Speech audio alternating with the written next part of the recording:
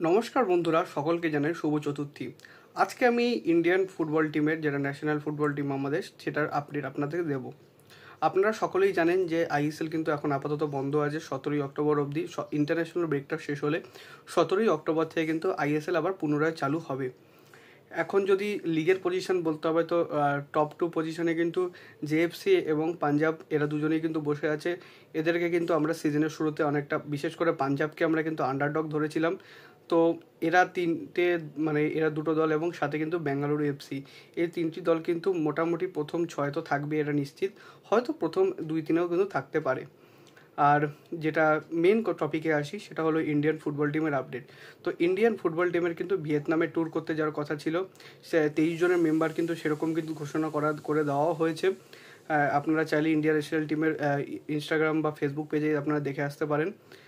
এবং কিন্তু এই ম্যাচটা নিয়ে এই সিরিজটা হওয়া নিয়ে কিন্তু খুব জটিল একটা প্রশ্নচিহ্ন উঠে গিয়েছিল। এর কারণ হচ্ছে লেবানন, তারা কিন্তু এই ট্যুরটা কিন্তু তারা ক্যান্সেল করেছে।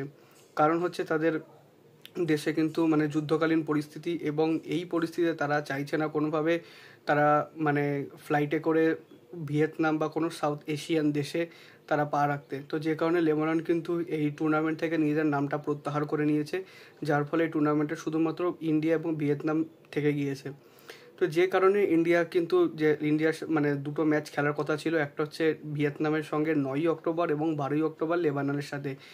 সেটা কিন্তু পসিবল হচ্ছে না। ইন্ডিয়া শুধুমাত্র ভিয়েতনামের সাথেই খেলবে একটাই মাত্র ম্যাচ, যেটা কিন্তু ইন্ডিয়ার জন্য একটা বড় লস বলেই মনে করি আমি, কারণ লেবাননের সাথে কিন্তু জেতার সম্ভাবনা ছিল ইন্ডিয়ার। যাই হোক, ভিয়েতনাম কিন্তু ঘরের মাঠে যথেষ্ট শক্তিশালী দল। তাদের বিপক্ষে কিন্তু 9ই অক্টোবরের বদলে 12ই অক্টোবর কিন্তু ইন্ডিয়া তাদের মুখোমুখি হচ্ছে। ভিয়েতনাম কিন্তু এইবারে থার্ড রাউন্ডে কিন্তু কোয়ালিফাই করেছে, যেটা আমাদের ওয়ার্ল্ড কাপ কোয়ালিফাইং রাউন্ড। তো যে কারণে আপনারা বুঝতেই পারছেন, এর আগেও কিন্তু ইন্ডিয়াকে কিন্তু ভিয়েতনাম যথেষ্ট খারাপভাবেই কিন্তু হারিয়েছিল লাস্ট যেবার 2021 সালে মুখোমুখি হয়েছিল, তখনকার কথা বলছি আমি। তো যাই হোক, ভিয়েতনাম কিন্তু যথেষ্ট শক্তিশালী দল।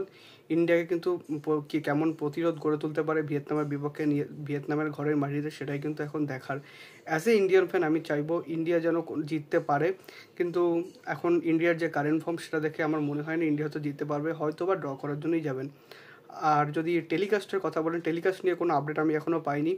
তো মোস্ট প্রবাবলি স্পোর্টস 18 বা জিও সিনেমাই হয়তো ইন্ডিয়ার এই ম্যাচটা টেলিকাস্ট করবে।